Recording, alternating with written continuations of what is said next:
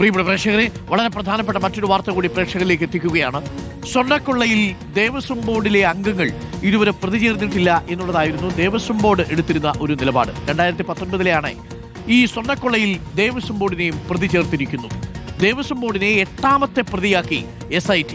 2019 A. Padmakumar പ്രസിഡന്റായ ഭരണസമിതിയാണ് ഇപ്പോൾ പ്രതിയാക്കിയത്.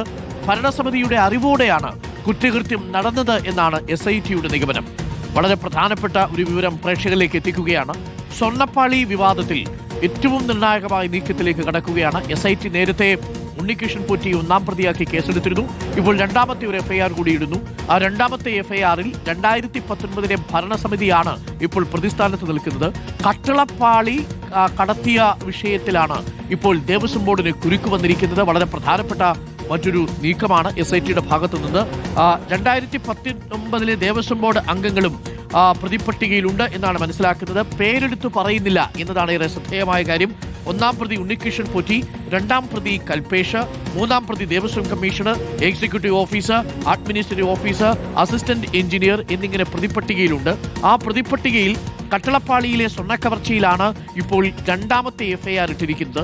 ആ 2ാമത്തെ FIRലും 1ാമത്തെ പ്രതി ഉണ്ണികൃഷ്ണൻ പോറ്റിയാണ്, 2ാമത്തെ പ്രതി കൽപേഷാണ്, 3ാം പ്രതി ദേവസ്വം കമ്മീഷണറാണ് Baiju, executive officer, administrative officer എന്നിങ്ങനെയാണ്.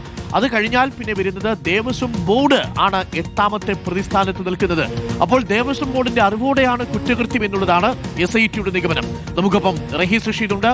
റഹീസ് റഷീദ്, ദേവസ്വം ബോർഡും കുരുക്കിലാവുകയാണ്. ഡോക്ടർ അരുൺകുമാർ, നിർണായകമായ ചില തീരുമാനങ്ങളാണ് സ്പെഷ്യൽ ഇൻവെസ്റ്റിഗേഷൻ ടീം എടുത്തിരിക്കുന്നത്. അതായത് 2019 ദേവസ്വം ഭരണസമിതി കൂടി പ്രതിപട്ടികയിലേക്ക് വരുന്നു. ഇന്നലെ ദേവസ്വം കമ്മീഷണർ സുനിൽകുമാർ DGPക്ക് 2ാമതൊരു പരാതി നൽകിയിരുന്നു. ശ്രീകോവിലിലെ കട്ടിള വാതിലിന്റെ സ്വർണം പാളി മോഷണം പോയതുമായി ബന്ധപ്പെട്ട പരാതിയാണ് നൽകിയത്.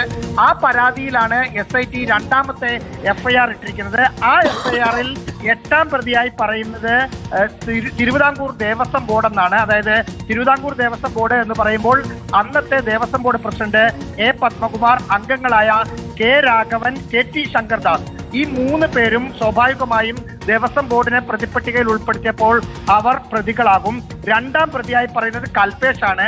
കൽപേഷിന്റെ കയ്യിലേക്ക് ആണ് ബാക്കി വന്ന സ്വർണം കൊടുത്തുവിട്ടത് എന്നതാണ് സ്മാർട്ട് ക്രിയേഷൻ നൽകിയിരിക്കുന്ന മൊഴി. കൽപേഷ് ഉണ്ണികൃഷ്ണൻ പോറ്റി പറഞ്ഞ ആളാണ്. കൽപേഷിന്റെ കയ്യിലേക്ക് സ്വർണം കൊടുക്കാൻ പറഞ്ഞു എന്നാണ് സ്മാർട്ട് ക്രിയേഷൻ പറയുന്നത്. അങ്ങനെയാണ് കൽപേഷ് പ്രതിയാവുന്നത്. 3ാം പ്രതി ദേവസ്വം കമ്മീഷണറായ ഹർഷനാണ് 3ാം പ്രതിയായിട്ടുള്ളത്. അന്നത്തെ എക്സിക്യൂട്ടീവ് ഓഫീസർ ആയിരുന്ന D. സുധീഷ് കുമാറാണ് പിന്നെ ഇതിനകത്ത് പ്രതിയുള്ളത്. മറ്റൊരു പ്രതി അന്നത്തെ അഡ്മിനിസ്ട്രേഷൻ ഓഫീസറായ മുരാരി ബാബു ആണ്. അസിസ്റ്റന്റ് എഞ്ചിനീയറായ സുനിൽ കുമാറും പ്രതിയാണ്. അതായത് ആദ്യ FIRലുള്ള എല്ലാവരും എന്ന് പറഞ്ഞാൽ ആദ്യ FIRൽ തിരുവിതാംകൂർ ദേവസ്വം ബോർഡ് പ്രതിപട്ടികയിലില്ല. അതൊഴിച്ച് ബാക്കി 2ാമത്തെ FIRൽ പറയുന്ന പ്രതികളെല്ലാം ആദ്യ FIRൽ തന്നെയാണ് ഉള്ളത്. അതിൽ A. പത്മകുമാറും K. രാഘവനും CPIM പ്രതിനിധികളായും KT Sankardas CPIയുടെ പ്രതിനിധിയായും അന്ന് ഇതിൽ ഉണ്ടായിരുന്നതാണ്. ഇതിൽ ബോർഡിന്റെ അറിവില്ലാതെ ശ്രീകോവിലിന്റെ സ്വർണ്ണ വാതിലിന്റെ പാളികൾ അവിടെ നിന്ന് കൊണ്ടുപോകാൻ ആർക്കും കഴിയില്ല എന്നതാണ് ഇതിൽ ദേവസ്വം വിജിലൻസിന്റെ കണ്ടെത്തലായി ഉള്ളത് എന്നാണ് മനസ്സിലാക്കുന്നത്.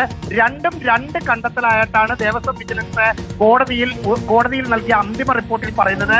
ആദ്യത്തെ റിപ്പോർട്ടിൽ ദേവസ്വം ബോർഡിന് ആകെ പഴി ചാരിയിരുന്നത് ചെന്നൈയിലെ സ്മാർട്ട് ക്രിയേഷൻസിന്റെ ആധികാരികത പരിശോധിക്കുന്നതിൽ ദേവസ്വം ബോർഡിന് വീഴ്ച പറ്റി എന്നത് മാത്രമായിരുന്നു. പക്ഷേ 2ാമത്തെ കട്ടളപ്പാളിയുമായി ബന്ധപ്പെട്ട റിപ്പോർട്ടിൽ ദേവസ്വം ബോർഡ് അറിയാതെ കട്ടളപ്പാളി അവിടെ നിന്ന് കൊണ്ടുപോകാൻ കഴിയില്ല എന്ന് ദേവസ്വം വിജിലൻസിന്റെ SP സുനിൽകുമാറിന്റെ റിപ്പോർട്ടിൽ ഉണ്ടായിരുന്നു എന്നാണ് മനസ്സിലാക്കുന്നത്. അതൊരു അഡീഷണൽ റിപ്പോർട്ടായിട്ട് സമർപ്പിച്ചതാണോ എന്ന കാര്യത്തിലും വ്യക്തതയില്ല. കാരണം മിനിഞ്ഞാന്നാണ് ദ്വാരപാലക ശില്പത്തിലെ സ്വർണ്ണപ്പാളി പോയതുമായി ബന്ധപ്പെട്ട് ദേവസ്വം ബോർഡ് പരാതി നൽകിയത്. 2ാമത് ഇന്നലെയാണ് അടുത്ത പരാതി നൽകിയത്. ആ പരാതിയിലാണ് ഇപ്പോൾ കേസെടുത്തിരിക്കുന്നത്. ഇതിനകത്ത് സ്വാഭാവികമായും ഉള്ള രാഷ്ട്രീയം എന്ന് പറയുന്നത് ഇതിനകത്ത് ഭരണ നേതൃത്വം നേതൃത്വത്തിൽ ഉള്ള ആളുകളുടെ പങ്ക് വെളിപ്പെട്ടു വരുന്നു. അല്ലെങ്കിൽ ഇതിൽ ദേവസ്വം ബോർഡ് ഭരണസമിതി ഇതുവരെ ഇതിന്റെ ഭാഗമല്ലായിരുന്നു. പക്ഷേ അവർ നേരിട്ട് പ്രതിപട്ടികയിലേക്ക് വരുന്നതോടുകൂടി വളരെ പ്രധാനപ്പെട്ട വിവരമാണ് ഇപ്പോൾ പുറത്തു വന്നുകൊണ്ടിരിക്കുന്നത്. ദേവസ്വം ബോർഡിനെ പ്രതി ചേർത്തിരിക്കുന്നു. രണ്ടാമത്തെ എഫ്ഐആർ ഇട്ടിരിക്കുന്നു. അത് കട്ടളപ്പാളിയിലെ സ്വർണം കടത്തുന്നതുമായി ബന്ധപ്പെട്ട വിഷയത്തിലാണ് ഇപ്പോൾ 2019 ഭരണസമിതി പ്രതിസ്ഥാനത്ത് നിൽക്കുന്നത്. അന്ന് എ പത്മകുമാർ ദേവസ്വം ബോർഡ് പ്രസിഡന്റാണ്. ആ Devaswom board president Padmakumar Devaswom board പ്രസിഡന്റായ ദേവസ്വം ഭരണസമിതിയാണ് ഇപ്പോൾ പ്രതിസ്ഥാനത്ത് നിൽക്കുന്നത്. അങ്ങനെ ദേവസ്വം ബോർഡിലെ അംഗങ്ങൾ സ്വർണ്ണമോഷണ വിഷയത്തിൽ പ്രതിസ്ഥാനത്തേക്ക് വരുന്നു എന്നുള്ളതാണ്. അത് ദേവസ്വം ബോർഡിനും അതേസമയം തന്നെ 2019 അന്ന് ഒന്നാം പിണറായി സർക്കാരിന്റെ കാലത്ത് ദേവസ്വം മന്ത്രിയായിരുന്ന കടകംപള്ളി സുരേന്ദ്രനൊക്കെ ഇനി എന്ത് മറുപടി നൽകും എന്നുള്ളതാണ് ഇതിൽ ഏറ്റവും പ്രധാനപ്പെട്ട കാര്യം. പത്മകുമാർ അടക്കം പറഞ്ഞിരുന്നത് ഇതൊന്നും തന്റെ അറിവോടുകൂടി ആയിരുന്നില്ല. താൻ കൊടുത്തരുന്ന കുറിപ്പ് ശസ്ത്രവിധി പ്രകാരം കൊടുക്കണം എന്നുള്ളതായിരുന്നു. എന്നാൽ അത് ഉദ്യോഗസ്ഥ തലത്തിൽ നടത്തിയ ഗൂഢാലോചനയാണ് എന്നുള്ളതാണ് ദേവസ്വം ബോർഡിലെ അംഗങ്ങൾ എടുത്തിരുന്ന നിലപാട്. എന്നാൽ ഇപ്പോൾ ഉദ്യോഗസ്ഥ തലത്തിൽ നിന്ന് അത് ദേവസ്വം ബോർഡിലേക്ക് പോകുന്നു. ദേവസ്വം ബോർഡിനെ കൂടി പ്രതി ചേർത്തുകൊണ്ടാണ് ഇപ്പോൾ രണ്ടാമത്തെ എഫ്ഐആർ ഇട്ടിരിക്കുന്നത്. ഏറ്റവും പ്രധാനപ്പെട്ട വിവരമാണ് പ്രേക്ഷകർ കേൾക്കുന്നത്. അങ്ങനെയാണെങ്കിൽ ദേവസ്വം ബോർഡ് കൂടുതൽ പ്രതിരോധത്തിലാവുന്നു, കൂടുതൽ കുരുക്കിലാവുന്നു എന്നുള്ളതാണ്. അറിഞ്ഞുകൊണ്ട് ദേവസ്വം ബോർഡിന് നഷ്ടം വരുത്തി ഇവരുടെ ഈ പ്രതികളുടെ നീക്കങ്ങൾ എന്നുള്ളതാണ് എഫ്ഐആറിൽ പറഞ്ഞിരിക്കുന്നതായി നമ്മൾ മനസ്സിലാക്കുന്നത്. റഹീസ്, ഒരിക്കൽ കൂടി നമ്മൾ പ്രേക്ഷകരോട് പറയണം, ഇപ്പോൾ 2 എഫ്ഐആറുകൾ ഇട്ടിട്ടുണ്ട് SIT. ഒന്ന് ശബരിമലയിലെ ദ്വാരപാലക കവചങ്ങളിലെ സ്വർണം പൂശുന്നതുമായി ബന്ധപ്പെട്ടുള്ള സ്വർണ്ണമോഷണത്തിലുള്ള ആദ്യത്തെ എഫ്ഐആർ. രണ്ടാമത്തേതാവട്ടെ ഇപ്പോൾ കട്ടളപ്പാളിയിലെ സ്വർണം പൂശുന്നതുമായി ബന്ധപ്പെട്ട സ്വർണ്ണമോഷണത്തിലെ രണ്ടാമത്തെ എഫ്ഐആർ. അപ്പോൾ രണ്ടാമത്തെ എഫ്ഐആറിലാണ് ദേവസ്വം ബോർഡിനെ പ്രതി ചേർത്തിരിക്കുന്നത്. ദ്വാരപാലക കവചത്തിൽ ദേവസ്വം ബോർഡിനെ പ്രതി ചേർത്തിട്ടില്ല എന്നതാണ്. പക്ഷേ അതിലും ഗൗരവമായ വിഷയം കട്ടളപ്പാളയിലെ ഈ പറയുന്ന സ്വർണം പൂശുന്നതുമായി ബന്ധപ്പെട്ടാണ്. ഇതിലാണ് നമ്മൾ പുറത്തുവിട്ട ദൃശ്യങ്ങൾ, റിപ്പോർട്ടർ പുറത്തുവിട്ട ദൃശ്യങ്ങളായിരുന്നു അത്. ആ ദൃശ്യങ്ങളുടെ അടിസ്ഥാനത്തിൽ അത് ഈ സ്മാർട്ട് ക്രിയേഷൻസിൽ നിന്ന് ജയറാമിന്റെ വീട്ടിൽ കൊണ്ടുപോയി പൂജിച്ചതിന്റെ ദൃശ്യങ്ങൾ നമ്മൾ പുറത്തുവിട്ടതാണ്. കട്ടളപ്പാളി പൂജിക്കുന്നതിന്റെ ചെന്നൈയിലെ ദൃശ്യങ്ങൾ പുറത്തുവിട്ടതാണ്. അതിനുശേഷം ഇത് കോട്ടയത്ത് എഴുന്നള്ളിക്കുന്ന സമയത്ത് തിരുവിതാംകൂർ ദേവസ്വം ബോർഡ് പ്രസിഡന്റ് തന്നെ ഈ പാളി സന്നിധാനത്തെത്തിക്കുന്ന വാഹനത്തിലുണ്ടായിരുന്നു എന്നുള്ളതാണ്. അതുകൊണ്ട് തന്നെ ദേവസ്വം ബോർഡിലെ അംഗങ്ങളുടെ അറിവോടുകൂടി അല്ലാതെ കട്ടളപ്പാളി സ്വർണം പൂശാൻ കൊണ്ടുപോകാൻ കഴിയില്ല എന്നുള്ള നിഗമനത്തിലാണ് ഇപ്പോൾ SIT എത്തിയിരിക്കുന്നത്. അല്ലേ റഹീഷ്? അരുൺ, അതിലേക്ക് വരുന്നതിന് മുമ്പ് മറ്റൊരു പ്രധാനപ്പെട്ട വാർത്ത കൂടി പങ്കുവെക്കുന്നു. അതായത് ദേവസ്വം ബോർഡിന്റെ മുൻ പ്രസിഡന്റായ N വാസുവും പ്രതിയാവുകയാണ്. അത് ദേവസ്വം ബോർഡിന്റെ പ്രസിഡന്റ് എന്ന നിലയിലല്ല, അദ്ദേഹം പ്രസിഡന്റ് ആകുന്നതിന് മുമ്പ് തിരുവിതാംകൂർ ദേവസ്വം ബോർഡിന്റെ ദേവസ്വം കമ്മീഷണർ ആയിരുന്നു. ഈ കേസിൽ 3-ാം പ്രതിയായിട്ട് ഉള്ളത് ദേവസ്വം കമ്മീഷണറാണ്.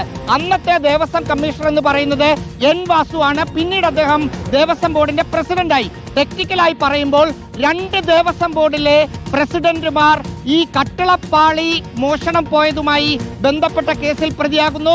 2019 ദേവസ്വം ബോർഡ് പ്രസിഡന്റായ എ പത്മകുമാർ ഇതിന്റെ പ്രതിസ്ഥാനത്തേക്ക് വരുന്നു. ഒപ്പം അന്ന് തിരുവാഭരണ കമ്മീഷണറായിരുന്ന, പിന്നീട് അന്ന് ദേവസ്വം കമ്മീഷണറായിരുന്ന, പിന്നീട് ദേവസ്വം ബോർഡിന്റെ പ്രസിഡന്റായിരുന്ന N വാസുവും പ്രതിപട്ടികയിലേക്ക് വരുന്നു. മറ്റു 2 പേർ KT ശങ്കർദാസും ഒപ്പം K രാഘവനുമാണ്. അതായത് രാഷ്ട്രീയപരമായി തീരുമാനമെടുത്ത് ദേവസ്വം ബോർഡിന്റെ ഭരണസമിതിയിലേക്ക് കൊണ്ടുവന്ന, LDF കൊണ്ടുവന്ന, CPM-ഉം CPI-യും കൂടി കൊണ്ടുവന്ന 4 പേർ പ്രതിപട്ടികയിലേക്ക് വരികയാണ്. ഒരാൾ ടെക്നിക്കലായി ദേവസ്വം ഉദ്യോഗസ്ഥൻ എന്ന നിലയിലാണ് പ്രതിപട്ടികയിൽ വരുന്നതെങ്കിലും പിന്നീട് അത് CPM-ന്റെ നോമിനിയായി ദേവസ്വം ബോർഡിന്റെ ഭരണസമിതിയുടെ പ്രസിഡന്റായി പ്രധാനപ്പെട്ട വിവരം കൂടി നമ്മൾ പ്രേക്ഷകരെ അറിയിക്കുകയാണ്.